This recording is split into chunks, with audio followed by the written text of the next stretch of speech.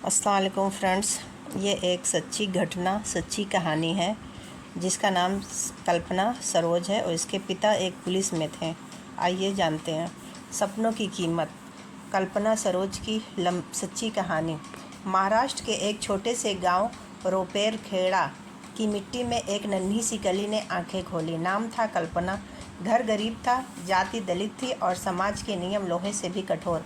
लेकिन पिता ने चाहा कि बेटी पढ़े लिखे, क्योंकि शिक्षा ही वह चाबी थी जो ताले तोड़ सकती थी। बचपन का सपना और समाज की दीवारें। कल्पना एक होशियार, तेज़ और जिज्ञासु लड़की थी। किताबों में उसका मन बसता था, लेकिन समाज के पुराने सोच ने उसकी राह रोक दी। महज 12 साल की उम्र में उसका विवाह एक ऐसे युवक से कर दिया गया जो मुंबई के एक भीड़ भरे झुग्गी इलाके में रहता था। शादी के बाद का जीवन उसकी कल्पना से बिल्कुल अलग था। वहाँ गरीबी थी, तंग कमरा था और सबसे बुरा पति और ससुराल वालों का ताना और प्रताड़ना।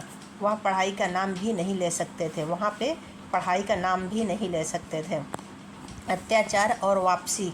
कुछ ही महीनों में उसकी हालत ऐसी हो गई कि वह बार बार सोचने लगी, क्या मेरी ज़िंदगी बस इतनी ही है। एक दिन उसके पिता गांव से आए और अपनी बच्ची को इस नर्क जैसे माहौल से निकालकर वापस ले गए। गांव लौटना भी आसान नहीं था। लोग फुसफुसाते, ताने मारते, शादी टूटी औरत का कोई भविष्य नहीं होता, अब इसे कौन अपनाएगा। कल्पना का दिल टूट चुका था।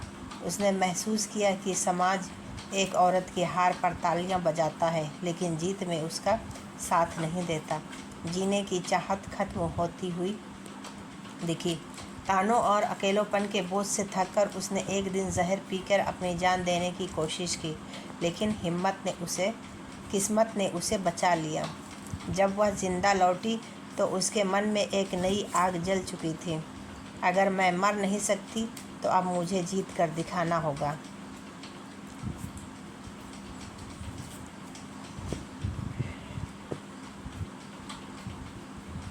मुंबई की नई शुरुआत।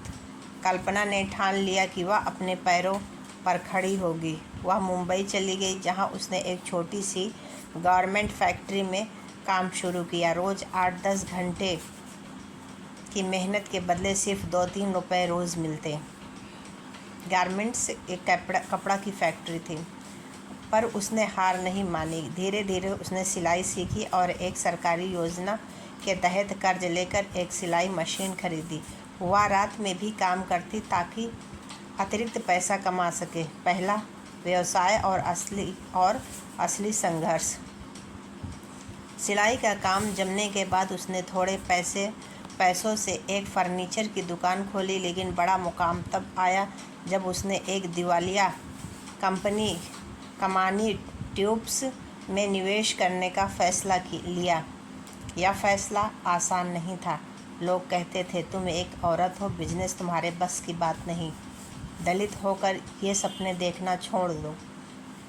लेकिन कल्पना ने किसी की नहीं सुनी। उसने कंपनी के कर्ज में डूबी मशीनें, कर्मचारी और सिस्टम संभालना। एक एक कदम पर कठिनाई आई, धोखा, कानूनी लड़ाई, फंड की कमी, लेकिन वह डटी रही। सफलता की उड़ान। धीरे धीरे उसकी मेहनत रंग लाई। कमानी ट्यूब्स को उन्होंने फिर से खड़ा कर दिया। यह कंपनी न सिर्फ प्रॉफिट में आई, बल्कि कर्मचारियों की ज़िंदगी भी बदल गई। आज कल्पना सरोज कंपनी की चेयरपर्सन हैं, करोड़ों का कारोबार करती हैं और हज़ारों लोगों को रोज़गार देती हैं। सम्मान और पहचान। उसकी उपलब्धियों को देश ने सराहा। 2013 में भारत सरकार ने उन्हें पद्मश्री सम्मानित किया। यह भारत का चौथा सबसे बड़ा नागरिक सम्मान है। लेकिन कल्पना के लिए सबसे बड़ा सम्मान यह था कि वही समाज जिसने उन्हें नीचा दिखाया था, अब उनकी मिसाल देता है। प्रेरणा की मिसाल। कल्पना सरोज की कहानी हमें यह सिखाती है कि हालात कितने भी बुरे हों, हार मानना विकल्प नहीं है। शिक्षा और कौशल किसी भी इंसान को उठाने की सबसे बड़ी ताकत है। समाज के ताने अस्थायी है, लेकिन मेहनत और सफलता स्थायी है। कल्पना आज भी कहती है, गरीबी, जात पात, ताने, अत्याचार, ये सब मुझे तोड़ नहीं पाए, क्योंकि मैंने ठान लिया था कि मैं खुद अपनी किस्मत लिखूंगी। तो फ्रेंड्स, ये थे सपनों की कीमत, एक ऐसी सच्ची और प्रेरणादायक कहानी है जिसमें कल्पना सरोज का संघर्ष और विजय दर्ज है।